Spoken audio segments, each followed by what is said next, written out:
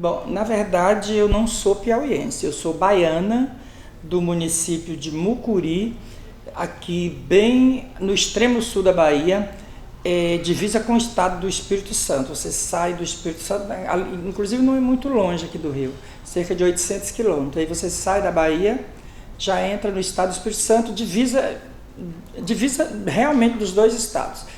E eu nasci em Mucuri, em um distrito que é o maior distrito do município. Eu nasci no distrito de Itabatã e nasci numa família evangélica. Meu pai pastor, então ele era pastor da Igreja Batista, depois virou assembleiano, e aí eu tive uma vida como a 90%, 99,9% das trans brasileiras tem, que é de sofrer as sequelas de ter nascido com a identidade trans, né, dentro de famílias extremamente conservadoras. E eu vivi uma vida muito difícil. Aos 13 anos eu tive que fugir de casa, até por perseguição de um irmão, que era o meu irmão mais velho, que ainda hoje ele ainda não gosta de mim, não fala comigo em hipótese alguma. Eu também não me incomodo muito não, que família para mim são aquelas pessoas boas que a vida trouxe para mim. E eu tive que fugir aos 13 anos de casa. Fui para a capital do estado do Espírito Santo, Vitória, e desde os 13 aos 21 anos eu morei em Vitória, Espírito Santo. E tive que me prostituir já a partir dos 13 anos, em uma zona que tinha lá no município da Serra, que faz parte da Grande Vitória, na praia de Carapebus, próximo à Nova Almeida, Jacaraí, por ali. E eu comecei a me prostituir a partir dos 13 anos, mas eu sempre pensei em um futuro mais decente para minha pessoa. E eu sempre não fui de noitada, nunca fui de muita bebida. Por incrível que pareça, em pleno século XXI, eu, uma trans que vivi todas essas turbulências da vida, nunca usei droga, nunca fumei nenhum tipo de droga, nunca cheirei nenhum tipo de droga, bebo esporadicamente, nunca fui de beber para fazer noitadas. Então eu vivi uma vida assim, fora da casa dos meus pais, até porque como eu tive essa repressão de ter nascido numa família cristã, nasci num lar cristão. Então eu não tive essa vivência até os 13 anos de bebida, de festa, de farra. Talvez isso tenha contribuído para que eu não fosse uma pessoa de noitadas, de farras, e também nunca tive essa curiosidade de fazer essas coisas. Apesar de gostar muito de carnaval, gostar muito de festa, mas não quer dizer que eu precisa me ficar loucona com alguma coisa. Eu já nasci com esse comportamento de pessoas criada dentro de uma certa religião. E aí, em Vitória, sofri todos os apuros que uma trans sofre. Fui presa várias vezes, assim, sem necessidade de ser presa. Na época, a gente era como é que fala? Autuadas, só por estar na rua, era autuadas em um artigo do Código Penal, artigo 59, que era o vadiagem, que era das pessoas que estavam desocupadas, que eles prendiam simplesmente por estarem desocupadas, sem ter uma função registrada. E eu fui várias vezes presa em Vitória, passei vários dias presa, e teve uma certa época que eu me lembro que eu estava, acho que com 17 anos, 17 anos, que entrou um governador no estado do Espírito Santo, a primeira gestão dele, Gerson Camata, que ultimamente ele era senador e foi assassinado. E eu vi que era uma gestão que tinha mais um certo diálogo, que nas campanhas de TV do governo ele falava mais no social, falava de ações para idosos, falava de ações para pessoas negras. E eu falei assim, e pensei, dá para a gente buscar um diálogo aí. Aí eu falei com a Bianca, era uma prostituta que trabalhava na mesma região que eu trabalhava, e ela praticamente liderava as outras prostitutas no dialogar os donos do pedaço, os donos lá da região lá de que a gente trabalhava para sobreviver. E aí, conversei com essa Bianca e a gente acabou conversando várias vezes e procuramos na Secretaria de Estado, porque quando eles divulgavam, eles procuraram, o Espírito Santo foi o primeiro estado do Brasil a se criar uma Secretaria de Justiça com Cidadania. Acho que, se eu não me engano, foi o primeiro, de Justiça com Cidadania, que todos eram só Justiça, e lá eles colocaram Justiça com Cidadania, e isso me chamou muita atenção nossa. Aí nós procuramos eles, conversamos com as atendentes, e logo em seguida a Bianca já começou a caminhar mais, porque às vezes eu não tinha muito tempo de dia, porque eu dormia para poder trabalhar durante a noite. E ela começou e logo imediatamente nasceu no Espírito Santo, que inclusive foi um pontapé inicial. Pois é, aí a Bianca, inclusive foi um pontapé para que a gente pensasse politicamente nas travestis e nas travestis. Aí o que aconteceu? Bianca, com todo o tempo que ela tinha durante o dia, ela conseguiu reunir as mulheres e criou a primeira associação de prostitutas daqui da nossa região oficializada, porque a Vila Mimosa eles tinham associação, mas não era nada registrada. Aí a Bianca conseguiu criar lá no Espírito Santo a Associação das Damas da Noite, para reger aquela região de Vitória, Serra, Vila Velha, Cariacica, e conseguiu registrar isso. E quando a gente dialogava com ela, ela disse: a nossa associação, que eles me chamavam de Jo, é para representar todas as meninas, sejam travestis, sejam mulheres, que estejam aqui na nossa região, e nós queremos você com a gente. E aquilo me interessou muito. Eu não tinha muito tempo, como eu muito bem disse, mas me interessou muito. E aí eu me lembro que depois que criou a associação, um certo dia, a polícia fez uma operação pente fino e levou todo mundo para a delegacia de uma vez só. E lá nessa delegacia a gente chegou, e quando a gente chegou lá, se viu aquele momento que nós chegamos todas na delegacia e que nós estávamos reunidos, serviu para, de alguma forma, fomentar de fato com todas as pessoas interessadas a Associação das Damas da Noite do Estado do Espírito Santo. E aí todas passaram a conhecer, a associação começou a funcionar de fato, nós marcamos a primeira reunião, fomos lá pedir na Secretaria de Justiça, o auditório da Secretaria de Justiça, eles cederam o auditório. Aí essa prisão, como eu muito bem disse, serviu para poder a gente, de alguma forma, socializar com todas as prostitutas e travestis daquelas regiões de zona, que a partir daquele momento tinha uma instituição que ia representá-los diante do governo, diante dos ataques que sofria diariamente. E qual seria o primeiro passo? Era convocar uma reunião oficial para o governo com seus serviços nos escutar. Vamos lá, pedimos o auditório, a Secretaria de Justiça cedeu um teatro que era do governo do estado, que acho que o Cláudio daqui do Grupo Arco-Íris já esteve conosco lá participando de um encontro, que é o Teatro Carmélia Dutra, e nós fomos para lá. Só que a gente entendeu que não adiantava a gente chamar o governo para uma reunião, para pedir direitos e aparecer meia dúzia, mas como aquela operação que a polícia fez, todo mundo se revoltou, aí a gente se agilizou para que fosse naquele período, porque as pessoas só se movem quando algo está sendo ruim para ela. E isso eu sei que lotou. E aí foi o secretário de Justiça, foi o secretário de Saúde, secretário de Desenvolvimento Social, foi esse povo todo. E a primeira vitória nossa foi o que me deu gás para a gente começar realmente a se organizar enquanto travestis, foi que nesse dia o governo do estado instituiu o DEAN, Departamento de Apoio às Minorias, do governo do estado, dentro da Secretaria de Justiça.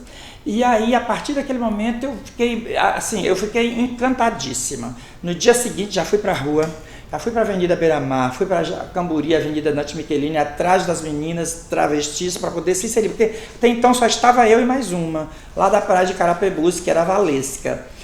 E aí eu comecei a mobilizar elas e falar da importância, falar que o governo prometeu, que a polícia não ia perseguir, que se a região ali não acontecesse criminalidade, a polícia não ia perseguir mais ninguém e que as pessoas poderiam exercer a sua profissão de prostituta, que era o nome que a gente se identificava, dignamente, sem ser perseguida pela polícia e sem também cometer atos que porventura pudesse posteriormente ser usado contra nós.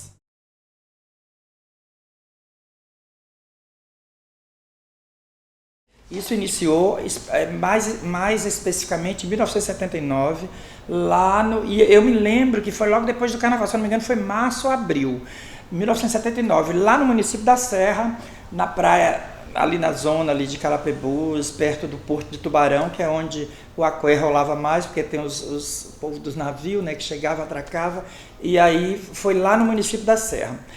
E eu acho que a minha entrada no movimento, ela se deu pelo fato de a vontade de melhorar a minha vida socialmente, em questão de direito e de outras travestis, vendo essa força, essa boa vontade das mulheres prostitutas em se organizar, porque ela se organizou muito antes de nós. Como eu disse, não era oficial, não tinha instituições registradas, como diz hoje no popular. Mas isso fez com que despertasse em mim o que eu já tinha vontade de fazer, porque eu nunca concordei. Por exemplo, na área que eu trabalhava, eu tinha um pacto com uma trans lá de Vitória.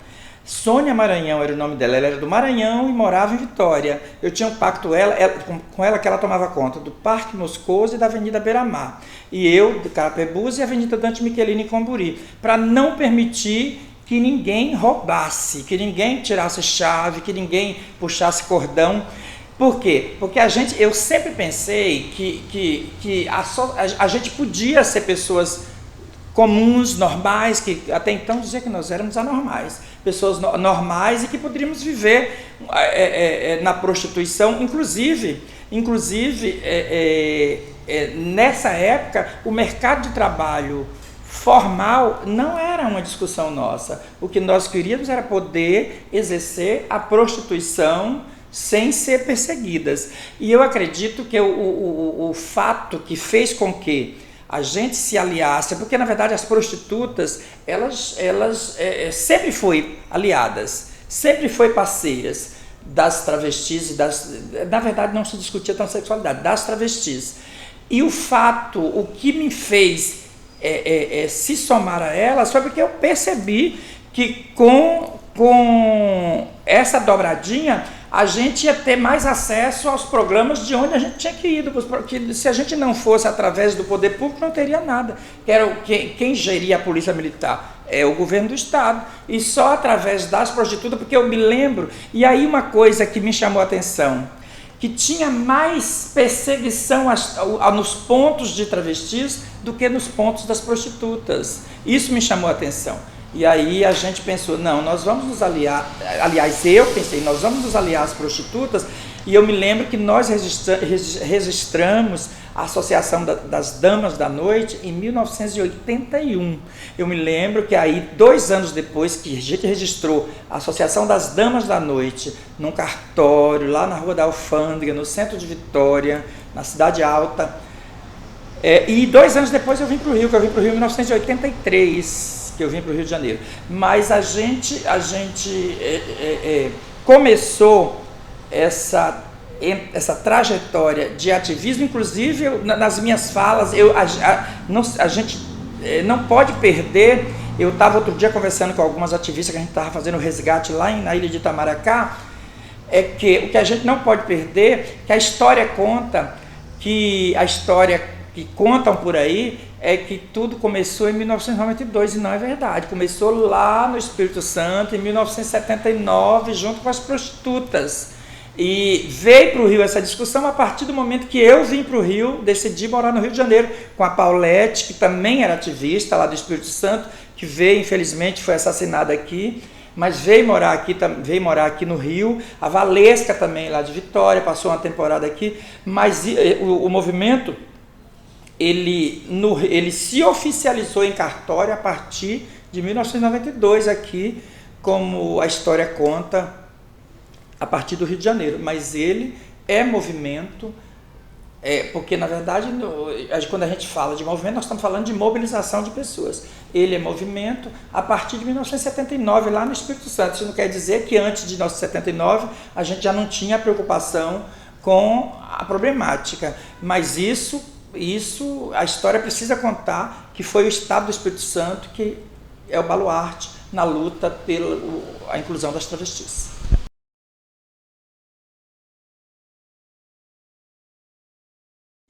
O movimento de travestis, na verdade não movimento, mas as pessoas que se preocupavam com a causa das travestis, que no caso era eu, como eu muito bem disse, eu, Valesca, Sônia, era três, eu senti uma outra, eu, Valesca, Sônia Maranhão e Sandra Dragão. Agora, esse nome dela não é pejorativo, porque ela se aceitava, porque ela, talvez eu esteja falando aqui, e aí pode-se entender que eu estou pejorizando uma companheira, mas não é, porque ela mesma se auto-identificava, porque ela teve problemas de silicone no rosto, e ela mesma dizia, eu sou Sandra Dragão, prazer, e daí?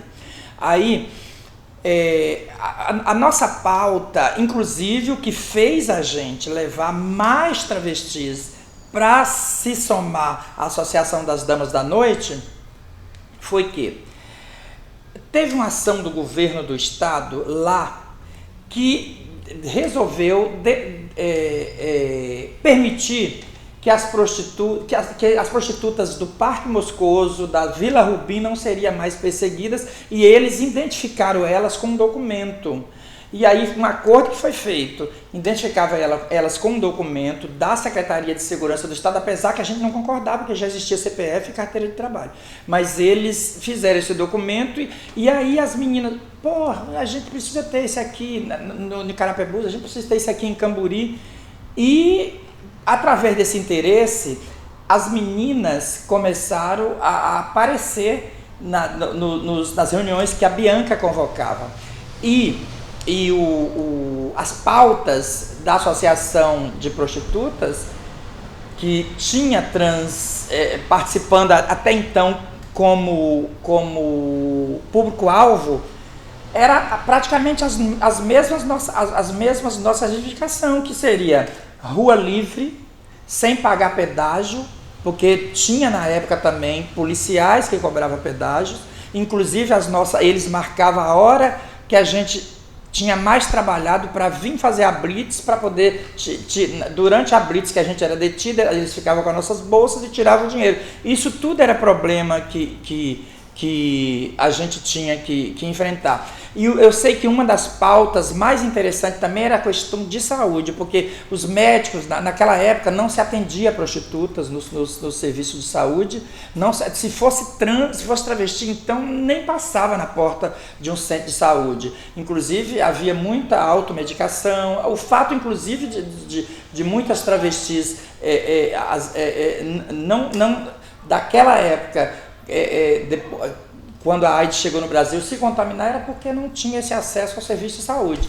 Mas era um alto índice de doença sexualmente transmissível, gonorreia, todas essas doenças que na época chamavam doenças venéreas. E isso tudo fazia com que fosse um dos desejos nossos de que essa problemática fosse sanada para a gente ser inserida.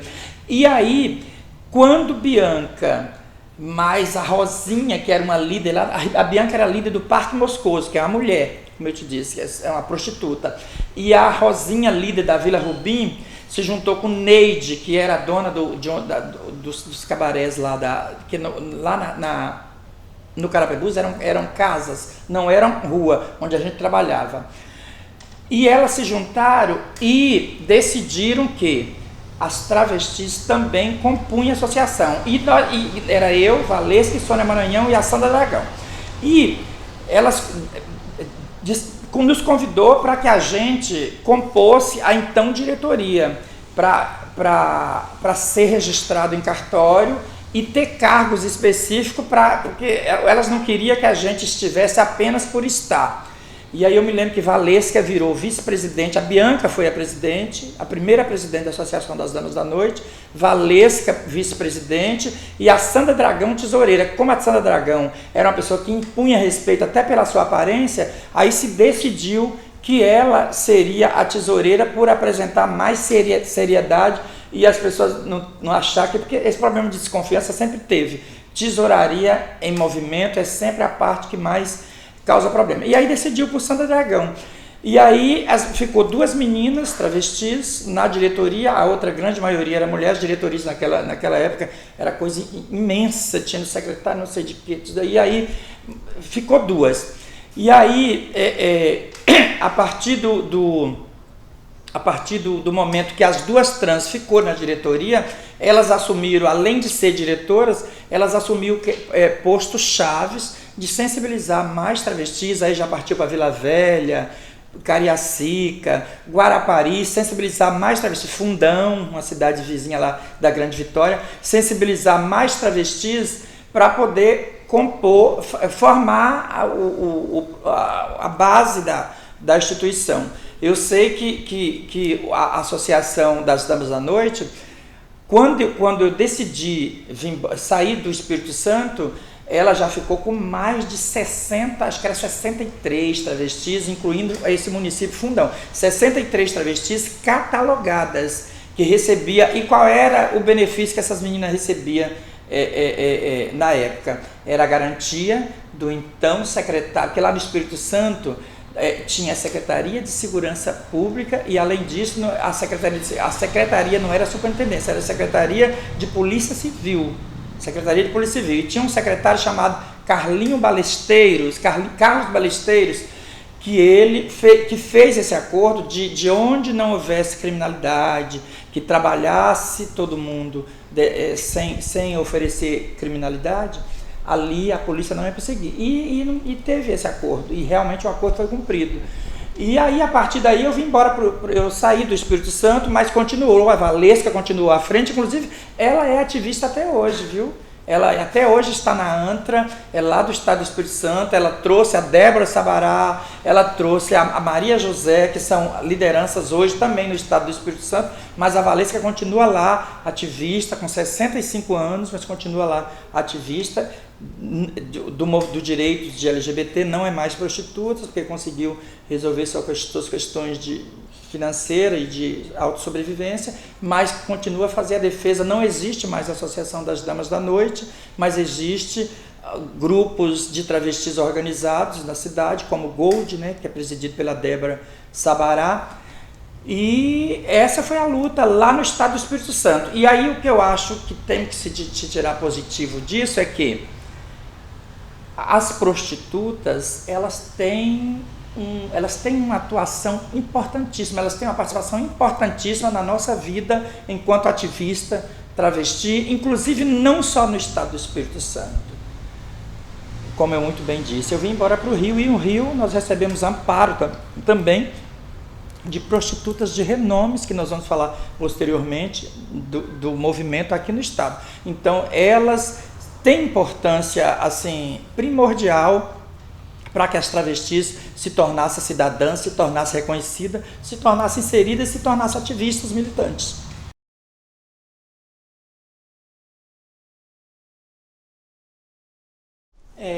Na verdade, assim, o movimento de prostitutas, esse com a participação das travestis, ele surgiu sem nenhuma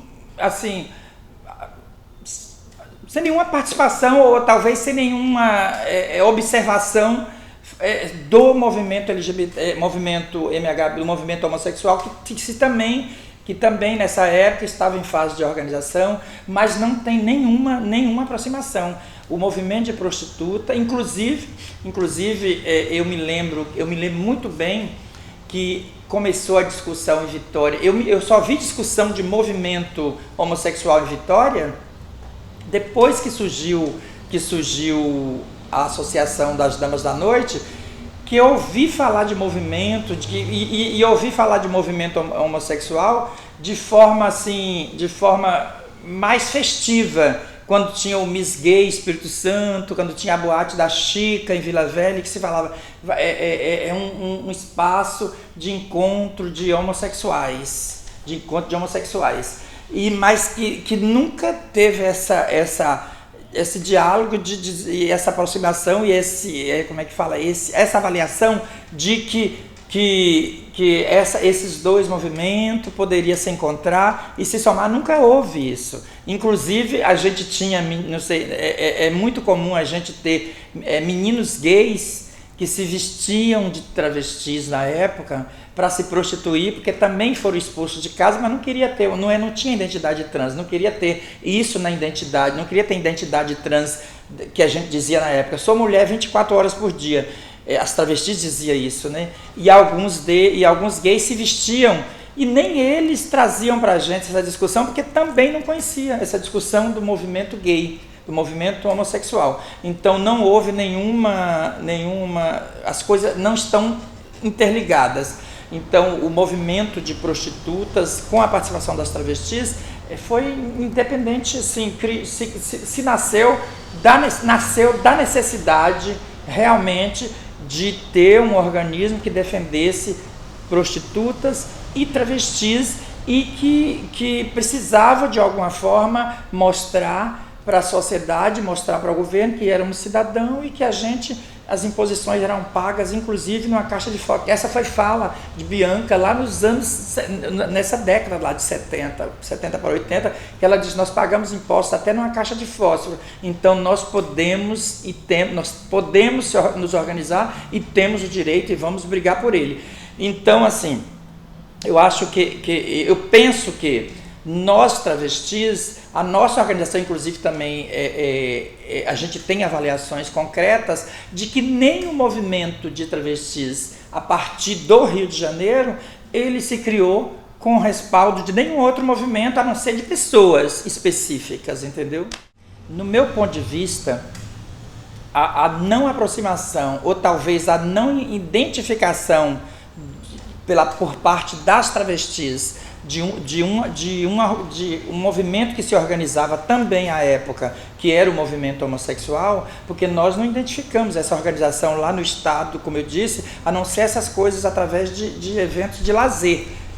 Aí, talvez essa não identificação fizesse com que não houve essa aproximação, mas também algumas outras meninas sempre tiveram, inclusive lá no estado do Espírito Santo, eu me lembro que a Valesca falava várias vezes, se for para se aproximar, para fazer festa em boate, eu não quero, eu não vou participar, porque as boates não deixam travesti entrar. E aí existia uma certa política de separatista, não enquanto movimento, porque, como eu disse, a gente não identificava movimento homossexual se organizando, mas enquanto pessoas mesmas. Nunca houve amizades naquela época, nunca houve amizade entre gays e travesti. Os gays quando passavam por a gente lá no Parque Moscoso, porque no Parque Moscoso era durante o dia, na calçada ali, em frente o Bob's, em frente a as lojas ali no calçadão do Parque Moscoso da Vila Rubim, quando eles viam a gente, eles até não passavam naquela rua. Eu me lembro que o carnaval no estado do Espírito Santo era na Praça 8 e na Praça Costa Pereira. Os gays não compareciam na Praça 8 porque as travestis iam para a Praça 8. Eu estou falando de relações pessoais e não enquanto movimento. A gente nunca identificou, inclusive tinha um grupo lá, já existia um grupo lá no estado do Espírito Santo que todos os componentes eram homossexuais. O grupo Pela Vida Espírito Santo, lá na rua 7 de Setembro, ele já existia, na época já existia o grupo Pela Vida. E não era grupo Pela Vida, era grupo Alerta, um grupo Alerta. Agora, só que eles eram de artes, de dança, essas coisas. E aí, eu me lembro que eles também não se aproximavam. Eles comandavam o teatro João Caetano, Carlos Gomes, que é o teatro principal lá no centro de Vitória. E nunca abriu espaço para as travestis fazer os eventos, porque eu me lembro que tinha travestis ricas na época, muito ricas, que elas organizavam, elas faziam o concurso Miss Gay sem a participação dos gays, mas era para as travestis. O concurso Miss Gay, quem participava era as travestis, que elas levavam Rogéria, Jane de Castro já teve Vitória, pode perguntar que ela diz, no teatro Carlos Gomes, participando dos eventos dos anos 80, ela esteve lá, participando, a saudosa Rogéria, a nossa maravilhosa Jane de Castro, sempre esteve lá, a Heloína, e aí, como não tinha atividade para as travestis, o Miss Gay desses estados era as travestis que concorriam, e os gays não participavam em hipótese nenhuma, porque eram as travestis que estavam na organização. Mas eu acredito que o fato de não haver essa aproximação é o fato mesmo de não se ter notícia de que o movimento homossexual estava a se organizar lá no estado do Espírito Santo, e essa coisa do pessoal mesmo de fazer esse distanciamento. Eu acho assim, no Espírito Santo, a gente, lá no início dessas organizações, o que a gente percebe é que no estado do Espírito Santo, por mais que eles eram visivelmente gays, não se assumia gay, eram entendidos. Não, se ninguém se identificava gay. As boates do Espírito Santo, ele dizia, as casas noturnas onde essas pessoas se encontravam, era boate de entendidos. E aí, eu penso que o fato da sociedade discriminar, segregar as travestis de forma tão violenta, isso fez com que também o Espírito Santo é um estado extremamente conservador. Eles chamam, segundo lá no Espírito Santo, eles falam que é o estado mais homofóbico do Brasil por ser o mais religioso, né? O mais evangélico do país. E aí, eu acredito que esse preconceito dispensado pela sociedade, essa carga violenta contra as travestis da época, fazia com que os gays também se desviassem das travestis, até para a imagem deles não ser vinculada a essas pessoas. Eu me lembro que na rodoviária de Vitória era um ponto de pegação, do banheirão da rodoviária. Quando uma travesti aparecia, ou porque estava em viagem, ou porque ia mesmo para pegação, esvaziava tudo, não ficava um gay. E também os homens não iam, porque o homem não pegava travesti de dia. Agora, quando se a trans saísse e os gays voltassem, fervia. Por quê? Porque tinha essa coisa de que a imagem da travesti de ser um sujeito marginal, um homem vestido de mulher, que a época era isso, era um homem vestido de mulher, um marginal que se vestia de mulher ou para ganhar dinheiro, que eles chamavam a prostituição de vida fácil, ou para ganhar dinheiro ou para roubar. Era essa a imagem que eles tinham. Nós não tínhamos... E por que era a nossa preocupação enquanto Giovana de se organizar para mudar essa visão? Porque nós éramos marginais, todas, sem exceção, inclusive por alguns gays que não se fala não era movimento organizado, mas tinha, como na sua pergunta, muito bem a gente consegue identificar, após a sua pergunta, que não existia o movimento, mas existiam os grupos de gays que se encontravam para tal festa. Talvez a partir daí fosse um elo de se organizar, né? Mas o preconceito. Vitória, por exemplo, uma travesti não entrava num clube. Eu me lembro que eu tentei várias vezes entrar no centro de Vitória. Eu tentei entrar num clube que tem no centro de Vitória, que é um clube de sócios lá, que eles faziam uma festa, Pop Rio, o nome do clube. Não, faziam um baile todo sábado chamado Pop Rio, era um baile funk para poder levar as coisas do Rio para lá.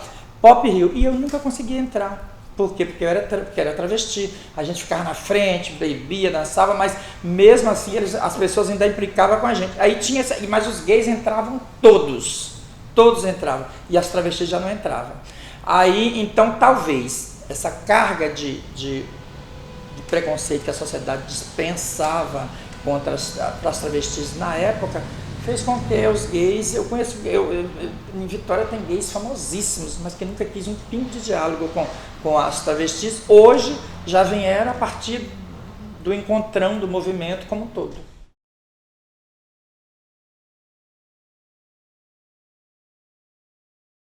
Não tinha, é incrível, não tinha. A gente ouvia falar de Lourdes Barreto, lá do Pará.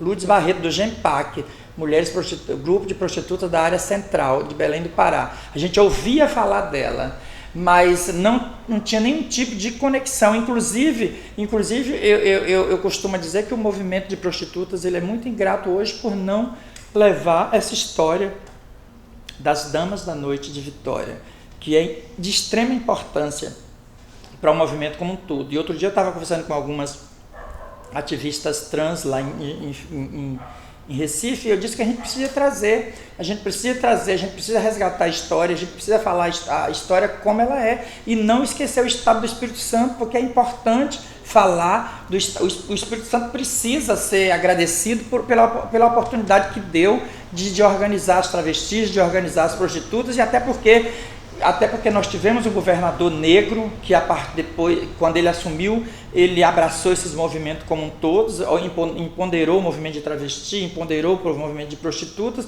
e a gente precisa contar essa história de quando ela começou.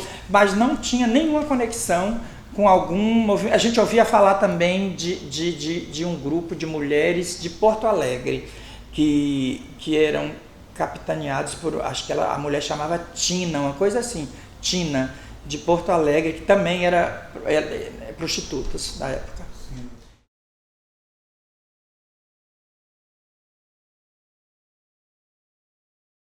E a sua pergunta é boa, porque apesar de estar no Rio a partir de 83, eu não deixei eu ainda era Damas da Noite lá no estado do Espírito Santo, porque também Vitória é ali, né? A gente vai e volta no mesmo dia se quiser. E no meu ponto de vista, com essa chegada da AIDS, foi piorou a segregação entre homossexuais, que na época a gente não se pronunciava muito gays, homossexuais e prostitutas e travestis. Foi pior. Por quê? Porque se criou um estigma que a AIDS era as travestis que transmitia por ser profissional do sexo. Eram as travestis, inclusive diga-se de passagem, que as próprias prostitutas, com a vinda da AIDS, houve uma certa... começou um certo desentendimento de achar que... Eu me lembro que teve ponto onde travestis trabalhavam em prostitutas juntas, que as prostitutas começaram a não querer que as travestis permanecessem mais naquele local. Inclusive, eu me lembro que eu trabalhava, como eu disse, trabalhava lá na Neide, em Carapebus.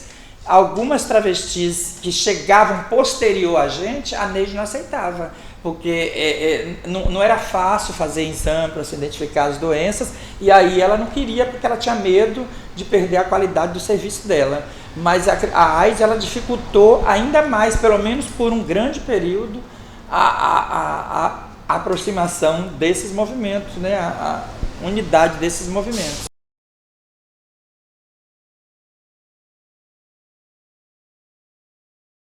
Agora, o curioso é que a partir de 80, a nossa problemática era o carro-chefe da nossa... de buscar uma organização e de dizer que as travestis precisavam se organizar em segmento, independente das prostitutas, independente do movimento homossexual, era a questão da violência. Essa foi a nossa bandeira principal. Nós ficamos década discutindo a problemática da violência, da segurança pública. Inclusive, até agora, praticamente há 10 anos atrás, essa era a pauta. Tinha outros temas coadjuvantes, né, que é, por exemplo, o nome social, que não é de agora, a vitória que ganha, essa vitória agora no STF não tem que se comemorar de agora, ela está desde 92 que nós estamos nessa briga pelo nome social, mas a violência era a nossa principal luta depois, a partir dos anos 80, 85, 86, mas porque lá no estado do Espírito Santo, essas questões de saúde, de rua livre, isso se resolveu, como eu disse, do acordo feito entre Secretaria de Segurança e as próprias pessoas que precisavam trabalhar em determinada área, para que não houvesse perseguição da polícia, porque lá a perseguição era exclusivamente policial, lá no estado do Espírito Santo. E aí, já em outras grandes cidades, como o Rio, por exemplo, a violência não era só da polícia, era de grupos organizados que se organizavam para espancar travestis, né, na Augusto Severo, na Lapa. Na verdade, assim, o tema central de sonhar com uma rua sem violência, que era a nossa preocupação maior, porque vários casos de violência aconteceu com amigas nossas. Nós tivemos, por exemplo, em 78, lá em Vitória, nós tivemos um caso de uma travesti Rosinha, que morava lá em Cobi, que ela tinha um chevette e os caras cercaram o chevette dela, ela estava com, eu sei que era Raquel e mais duas lá de Campo Grande, que eu não me lembro o nome que agora, eu sei que a outra era Raquel, e botou fogo, mataram elas todas, botou fogo, que elas não tiveram nem condição de sair.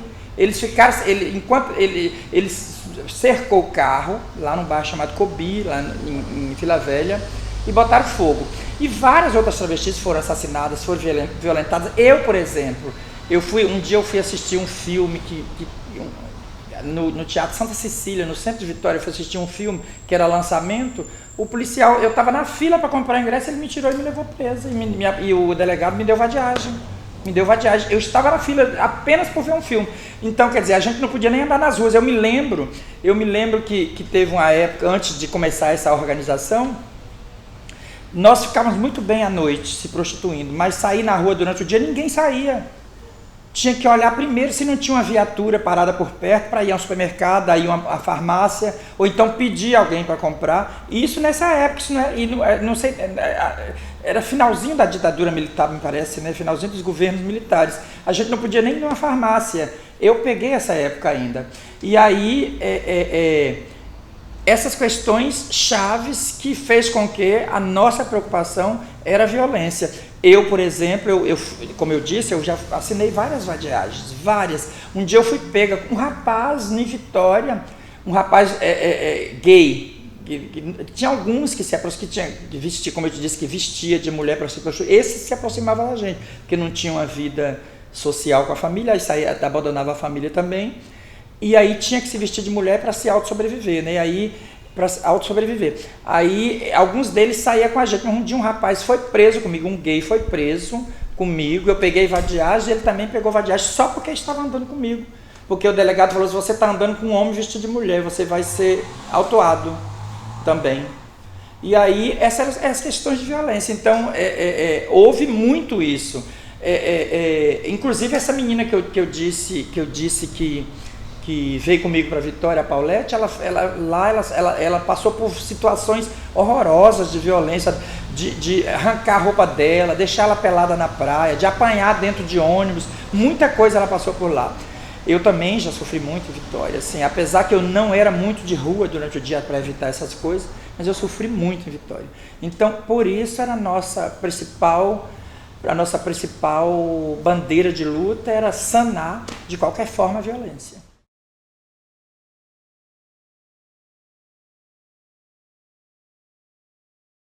Tá, eu falei dessa questão das trans lá nos anos, antes dos anos 80 praticamente, já iniciar diálogo com governos, que a história contada por aí diz que nós começamos praticamente ontem, e na verdade não é. Nós lá no estado do Espírito Santo, o que a gente percebeu? Que para todos os governos, a fala deles é de quê? Que quem se prostitui é pobre coitado, precisa de assistência social, precisa do serviço público, e a gente se aproveitou disso, sabendo que não era, que nós não éramos coitadinhos, que nós estávamos na prostituição para poder ganhar bem, para poder vestir bem, para poder comer bem, porque e por isso a gente queria dignidade lá no local de trabalho, porque é ali que a gente tinha sobrevivência. Na época, como eu muito bem disse na minha fala anterior, nós não nos preocupávamos com carteira assinada, com emprego formal no mercado de trabalho. A gente queria era trabalhar lá no nosso no nosso local de prostituição, decentemente, sem ser perseguida. E o que a gente viu? Que volta e meia lá estava o pessoal do serviço social do município ou do estado fazendo uma intervençãozinha e tratando a gente como coitadinhas, que precisavam de um curso de manicure, que precisava aprender a cozinhar, que precisava aprender a fazer doce, decorar alguma coisa para poder sair daquela vida sofrida. E a gente se aproveitou disso e sabia que não era isso. A gente se aproveitou e fomos dialogar com eles. E o que a gente entendeu? Que a partir do momento que nós começamos a dialogar com o governo do Estado do Espírito Santo, a gente percebeu que eles queriam fazer alguma coisa para nos tirar de lá de onde a gente estava e nos oferecer uma outra oportunidade de sobrevivência. E a gente usou isso, mas para continuar lá, convencer eles que nós estávamos muito bem lá e que nós precisávamos era de exercer a nossa profissão lá, decentemente e viver. E viver como todas as pessoas precisam diariamente.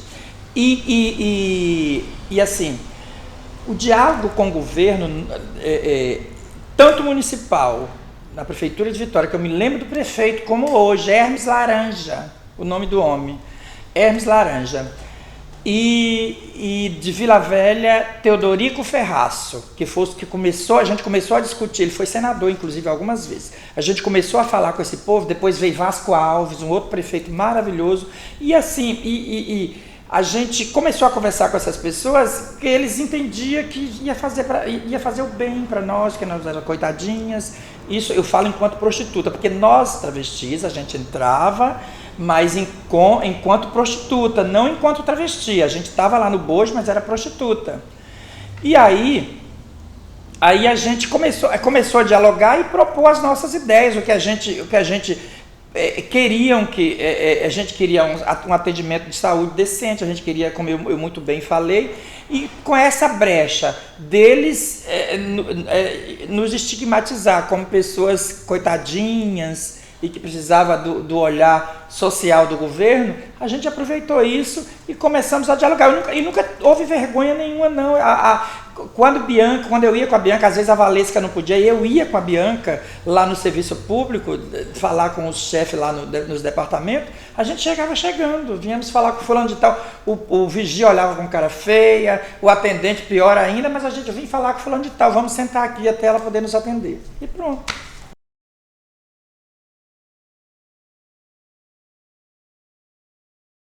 Sim, a gente, assim, na verdade, inclusive eu me lembro que o departamento criado, Departamento de Apoio às Minorias, dentro da SEJUC, Secretaria de Estado de Justiça e Cidadania, que foi a primeira do Brasil, a ficha deles, a gente colocava a ficha deles, à época, a gente não colocava o nosso nome civil, na época era só o nome, aí eles diziam, coloque porque você está no guarda-chuva das mulheres prostitutas. Então, assim, o fato, e foi uma estratégia nossa também, porque se nós, eu, Valesca, Sônia, outras pessoas, outras mais, se a gente não se valesse dessa estratégia de nos calar nesse momento, para não exigir a marcação da nossa identidade, a gente não ia ser beneficiário, até porque ia haver resistência, não das prostitutas, mas sim dos órgãos do governo. E o que é interessante interessante e curioso, é que à época, nós travestis, a gente não tinha problema nenhum, a gente se identificava como homem vestido de mulher. Isso mudou com o tempo, com a discussão, com a chegada dos estudos, das pesquisas, mas nós éramos homens vestidos de mulher e felizes, e a gente sempre se apresentava como você se define. Aí eu sou um travesti, eu sou um homem vestido de mulher. Era essa definição. Então a gente não podia permitir que isso viesse à frente na hora de pleitear a polícia pública, porque se eu me apresentava como um homem vestido de mulher, eu me afirmasse como um homem vestido de mulher, como é que eu ia entrar no guarda-chuva da prostituição de mulheres? Então essa foi uma estratégia nossa para que a gente ficasse ali naquele guarda-chuva.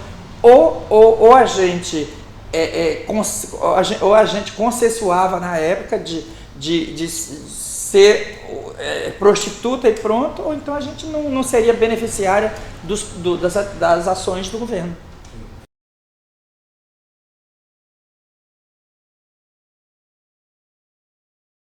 O Rio é uma resposta bem rápida e prática. É porque eu sempre sonhei com o Rio de Janeiro. Eu sempre imaginei Rio de Janeiro, essa coisa de globo, de cidade maravilhosa, de Cristo Redentor, de Pão de Açúcar, que sempre me incomodou. Assim, me incomodou para estar aqui, sempre me instigou para morar no Rio. Eu fui para o Espírito Santo porque é uma capital perto da cidade onde eu nasci. Aí eu achava que se tivesse qualquer problema, eu poderia retornar para a casa dos parentes que está ali, são 3 horas de Vitória para o estado da Bahia, a cidade onde eu nasci. Mas o sonho era vir para o Rio de Janeiro. Eu queria ter vindo diretamente para o Rio e assim que a gente organizou o movimento lá, eu disse, meu sonho é Rio de Janeiro e eu vou buscar. É tanto que eu vim para o Rio, voltei, vim para o Rio, voltei, aí vim a terceira vez e fiquei definitivo. Porque não gostei da primeira vez, que eu fui para a Central do Brasil, não gostei. Aí voltei, aí depois na segunda vez já fui para a Praça Tiradentes, também não gostei. Morar, que eu estou dizendo morar. E depois voltei para Vitória e depois voltei e já fui para Lapa e já fiquei definitivamente. Fui morar aqui na Dona Eunice e já fiquei definitivamente na Rua do Lavradio. Isso em 1983. Não, a primeira vez que eu vim em 83, aí voltei. Início de 84, passei o Réveillon aqui em Copacabana, fiquei encantada. Aí falei, vou voltar de novo. Aí vim.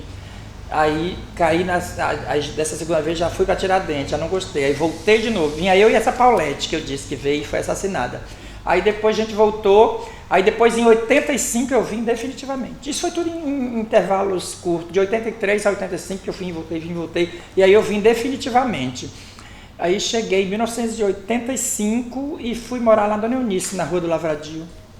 Assim, eu me encantei, assim, eu cheguei... Eu encontrei no Rio tudo que uma travesti precisa encontrar para viver dignamente se escolher ser prostituta, profissional do sexo. Eu encontrei homens que pagavam muito bem toda hora, um atrás do outro, e uma cidade linda, o povo, assim, eu não fui apontada na rua, eu senti que eu não fui apontada, eu fui para Copacabana, não fui discriminada, apesar de eu ouvir muita gente falar que apanhei, eu não apanhei, na época, se a gente não apanhasse, se não fosse apontada, já estava perfeito. Aí eu cheguei aqui, trabalhei muito na Central, mas não gostei da Central em si. Aí eu fui morar em hotéis. A gente chegava, eu mais Paulette, fomos morar num hotelzinho lá na rua Marcílio Dias, ali atrás do quartel do Exército e a Central. Aí eu fui morar no hotelzinho, uma hospedaria que alugava quartinhos minúsculos. Aí fui morar lá, mas não gostei da Central, assim, não do ambiente para trabalhar, eu não gostei. Aí voltei. Aí na Tiradentes também eu fui morar no Hotel Paris, que acho que está fechado agora. Fui morar, mas assim, eu fui e ia voltar, porque além de ser encantada pelo Rio de Janeiro, eu fiquei encantada com a quantidade de programa que a gente fazia. Era um dentro de fora, igual dizia antigamente, era batendo portas. Eu falei, não, eu vou ficar aqui, eu vou, mas volto, é aqui. E realmente o Rio de Janeiro superou minhas expectativas, assim, de autossobrevivência, de poder comer o que queria, vestir o que queria, ter luxo. Eu montei casa no Rio de Janeiro, trabalhando na prostituição. E assim, eu saí da prostituição por opção, mas eu vivi muito bem no período que eu fui prostituta.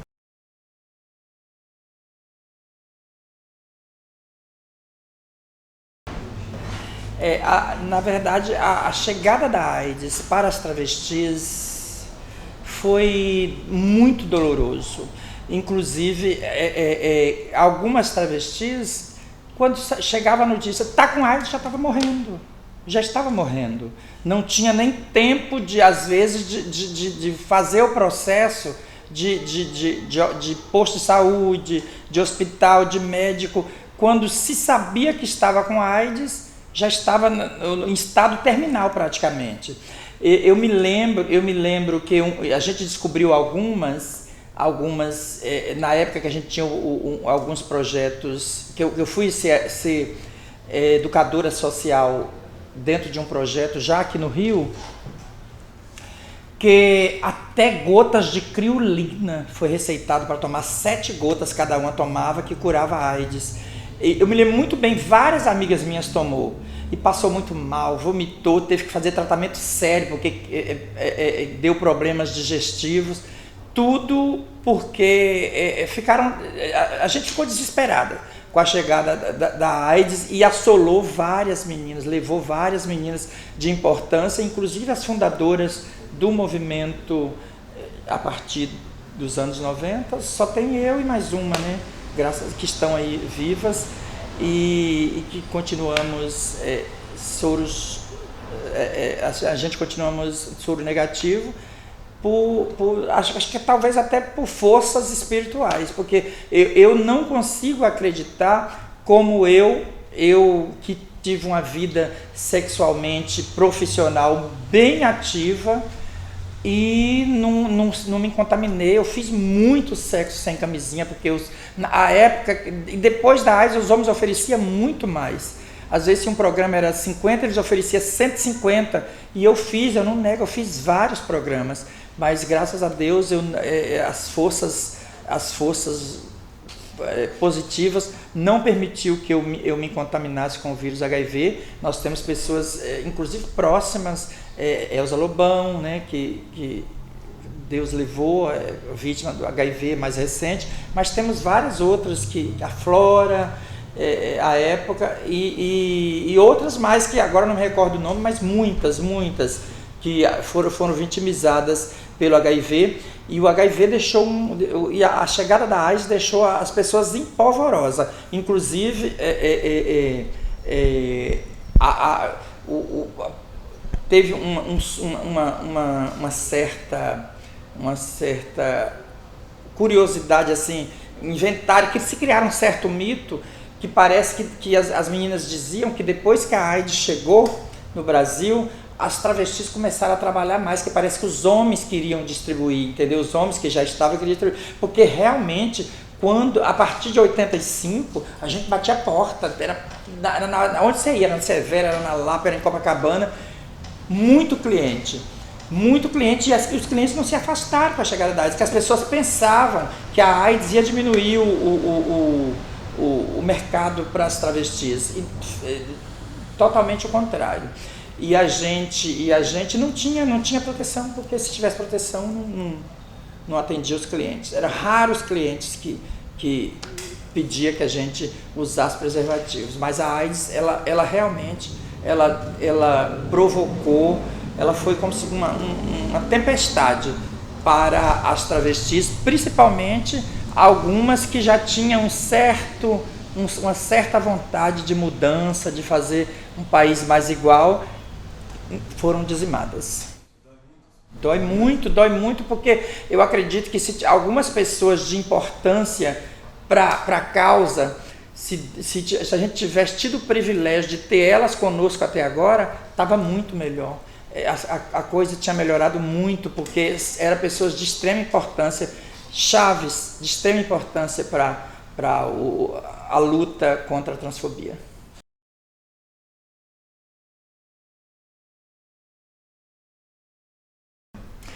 Eu fui numa passeata da Direta, se não me engano. Eu fui em 84, e aí o que eu achei engraçado, quando a gente chegou lá, nessa passeata, Monique do Bavier, que também já está morta, e uma travesti lá de Queimados, que na época a gente chamava ela de Chica da Foice, porque ela levava uma foice, não nesse momento, mas em um determinado momento da vida dela, ela levava uma foice para a avenida para impor moral, para as meninas não fazer coisa errada, lá no motel Comodoro, na Dutra, né? Ela, lá no motel Comodoro. E aí ela se apelidou e ela não se importava também que a gente chamava ela de Chica da Foice. A gente foi para direto, só nós 3 travestis, no meio daquela multidão de gente, e não teve coió. A esquerda nunca deu coió na gente, né? Não teve coió. Eu tinha olhar assim pesado, como assim, aqui não é o lugar para vocês, mas nada de querer expulsar a gente, de achar. Mas nós participamos desse momento, foi um momento lindo, eu me senti extasiada de poder estar participando de um momento de decisão para o país. Isso leva a gente a crer que quando a gente vive a nossa cidadania, porque ir a uma manifestação importante como as diretas já, você vive a plenitude da sua cidadania, você vive a sua plenitude. Então, aquele momento para a gente era maravilhoso, era extasiante, parece que a gente está no céu. Se a gente morresse, naquele momento a gente estava completa, como também foi participar de outros momentos, né? Que teve posteriormente nos anos seguintes. Então, eu acho que participar dos momentos que coadunou com mudanças políticas boas nesse país, para a gente foi um momento mais grandioso da nossa vida, onde a gente mostrou para a sociedade que todos nós, apesar de ser diferentes, nós somos todos iguais, e nós queremos a igualdade para que todas as pessoas sejam tratadas respeitosamente dentro do seu eu de cada um.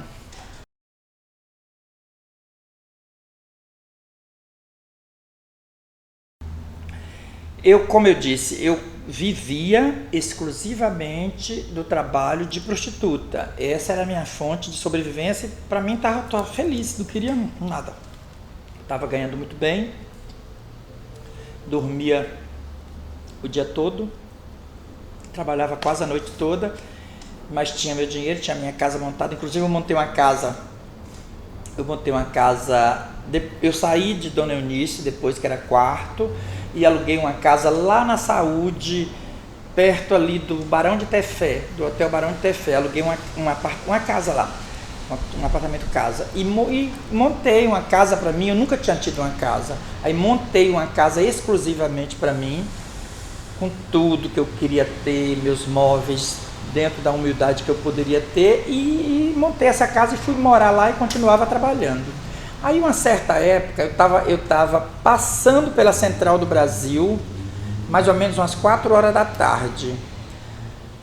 Acho que foi em janeiro, logo antes do Carnaval. Acho que não sei se era, acho que eram umas 4 horas, umas 4 da tarde, se eu não me engano, faltavam uns 20 dias para o Carnaval, que já a gente estava indo ali eu estava passando para a gente ir no Barracão da Mangueira, porque uma amiga minha, Vera Regina, tinha me chamado para a gente, porque os espaços de diversão que a gente podia era escola de samba, né? A gente podia comprar fantasia e desfilar. Fantasia feia que cobria a cara, mas desfilava. Hoje não, que a gente pode ir pelada. E aí, eu passando na Central do Brasil, eu estou vendo uma mulher, Gabriela Silva Leite, e uma mulher alta, uma mulher assim com cara de gringa, alta, bonita, mas ela conversando com as prostitutas. E aí me deu curiosidade, eu falei assim, vou parar ali perto para ver se elas falam comigo. E parei, pois elas vieram falar comigo. Aí elas se apresentaram, Gabriela Silva Leite e Célia Stellenfeld. Aí elas disseram assim, você é travesti? Eu disse, sou travesti. Você trabalha onde? Eu digo, eu trabalho na Lapa, mas eu moro aqui na Saúde, perto do Hotel Barão de Tefé. Ela disse assim, você queria participar de uma reunião nossa? Eu disse, não vou não, porque à noite eu tenho que trabalhar. Que hora é a reunião? Ela disse assim, a gente faz a reunião às 17 horas, todo dia, o dia que vocês quiserem, desculpa, e podemos fazer à noite. Eu disse, à noite eu não posso, que eu vou trabalhar, e de dia eu não posso, que eu vou dormir. Aí eu sei que quando eu falei assim que não podia, aí ela disse assim, sabe por que a reunião? Porque ela foi estratégica, a Célia. Ela disse, sabe por que a reunião? É porque a gente está selecionando 10 pessoas para fazer um trabalho de prevenção nos pontos de prostituição de mulher. Ela falou de mulher, não era nem de travesti, de mulheres. A gente queria pegar uma travesti, porque aí com esse elo a gente conseguia alcançar as outras travestis para levar para dentro do projeto também, que era o projeto Saúde na Prostituição. Aí era um projeto da Gabriela Silva Leite, executado pelo Instituto Superior de Estudos da Religião, o ISE. E aí ela foi estratégica quando ela disse assim para mim, e cada pessoa dessa, a gente vai pagar um salário mínimo para ir só 2 dias por semana na Zara. Aí meu olho cresceu, porque eu queria viver bem. Aí eu falei assim, agora já mudou de assunto, eu posso ir. Aí ela, pois vamos marcar a reunião para terça-feira que vem, às 17 horas, eu fui. Aí chegou lá, ela falou assim, ela conversou com a gente, me preencheu algumas fichas, fomos entrevistados por ela, por Gabriela. E aí tinha lá uma outra negra que era prostituta, muito bem conhecida e inserida aqui no Rio, Dorothy Prado, negra bonita, entendeu? E aí a Dorothy já era do projeto, e se eu não me engano já tinha também a Ivanilda era uma outra mulher que acho, não sei se era prostituta ou ex-prostituta, mas que estava lá também, que já era de lá. Na época eles chamavam as pessoas que faziam o trabalho de multiplicação na rua, chamava de agente de saúde, e não era, né, mas chamava. E aí eu me interessei por aquilo, e ela falou que todo mês ia receber, me interessei, fui, e aí ela me aprovou, aí eu comecei a trabalhar. Foi em 1990. Aí comecei a trabalhar 90, porque foi no final de 90 para chegar, não, foi para entrar, foi no início de 91, que era antes do carnaval. Foi no final de 90, não, início de 91 eu fui. Aí comecei a trabalhar. Aí ela disse assim, você vai fazer o trabalho de prevenção na Central do Brasil, na Tiradentes e na Lapa. A Lapa pegava dos Arcos até Lago Severo.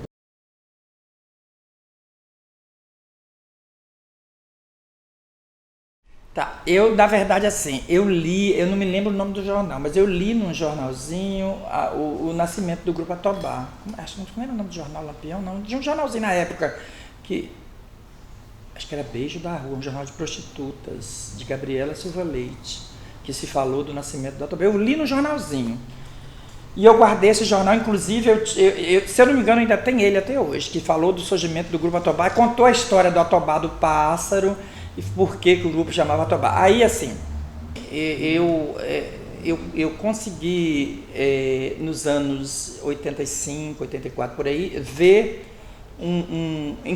na verdade, esse jornalzinho não foi ninguém que me deu, eu achei na rua.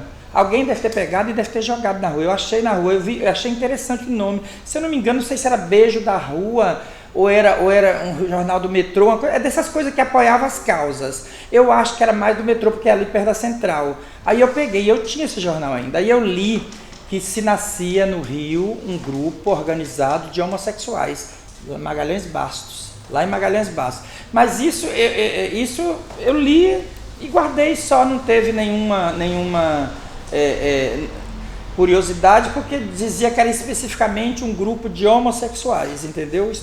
Eu já sabia que existia alguns outros lideranças homossexuais que estavam se organizando. Isso não despertou muita curiosidade, não. Enquanto para participar ou querer. Eu sei que posteriormente eu fui conhecendo algumas pessoas do grupo, Raimundo Pereira, Paulo, teve uma outra pessoa que outro dia falou comigo no Face, que disse que quer muito me ver também, que eu conheci algumas pessoas, inclusive o saudoso Raimundo, né, que deixou muita saudade, que alegrava os nossos eventos e que muito contribuiu também para o movimento de travestis, mas foi só isso, nada mais do que isso, e sim, além de felicitar por esse feito, né, porque eu achei que foi grandioso nascer um grupo homossexual em um estado onde só se falava em assassinato de gay degolado, gay trancado em congelador, gay empalado, um monte de coisa. Então eu fiquei muito feliz e mais nada. Eu já sabia que tinha um triângulo rosa. Acho que era o Triângulo Rosa, Somos, eu nunca tinha ouvido falar. Eu ouvi falar no Triângulo Rosa. E parece que eu ouvi falar, não era num grupo oficial, mas uma coisa de lésbica em São Paulo, não sei, era uma coisa assim de lésbica em São Paulo. E o Triângulo Rosa era Rio ou Minas, não sei, uma coisa assim. Pois é, aí eu ouvi falar, mas assim, de grupo, que era grupo que fazia trabalho, que fazia conscientização, emancipação homossexual, não. Que eu ouvi falar de emancipação homossexual, li, foi unicamente o Atobá. Inclusive, eu achava que o Triângulo Rosa, que se dizia na época, era só de pessoas de teatro.